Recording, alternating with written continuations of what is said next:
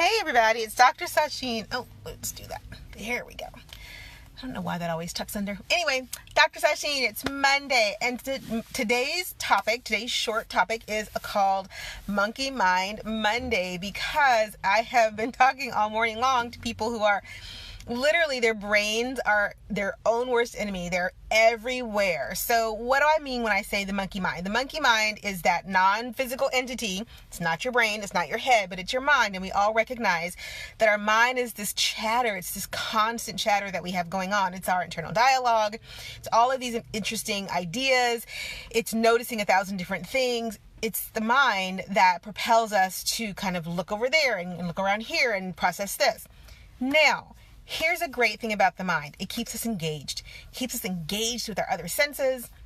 It keeps us engaged with the world. It keeps us looking for things to do. It keeps us motivated. Here's the downside of the monkey mind.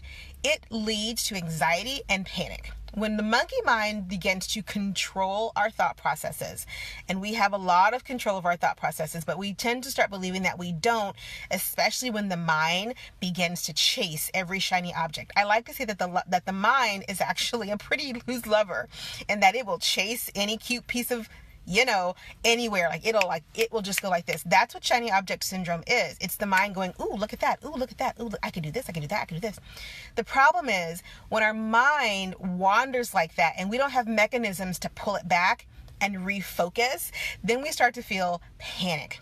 We start to feel anxiety. We start to procrastinate. We start to get lost in social media. We start to look for reasons and excuses for why we aren't getting things done, because we don't have mechanisms in place to pull the monkey mind back from the brink. Now, we need the monkey. Sometimes we need the monkey to remind us that life is not so serious, and that sometimes you're working on things that are boring you to tears, and the reason that you're unfocused is because you're bored and you want to go do something else because there's no purpose to this. So you're like, why am I doing this? Let's go look over there. That looks infinitely more interesting.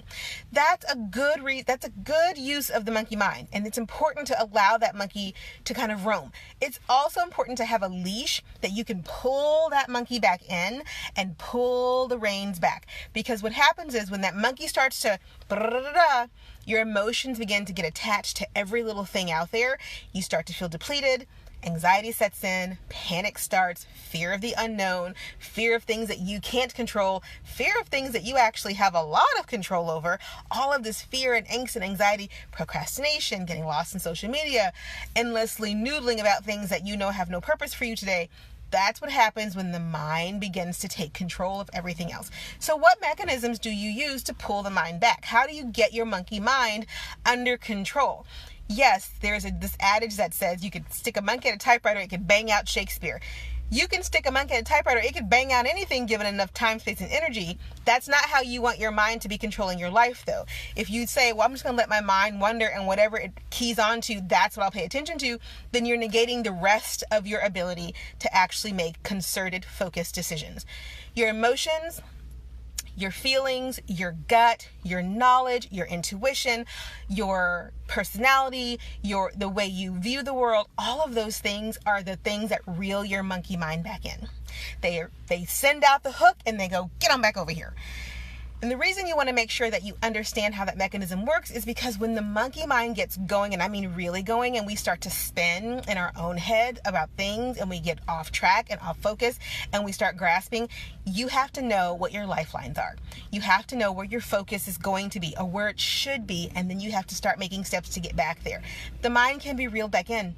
Just as it can be sent out to play, it can be brought back home with a simple focus to say, look at this lovely planned object that we're going to work on now, and we're going to work on this, and we're going to make this happen. That happens through your language choices that you use to reel the mind back in. It happens through the processes that you have in place to bring the fear down. It happens through the processes that you have in place to allow your emotions to stop being one of fear and panic and shift one of focus and purpose.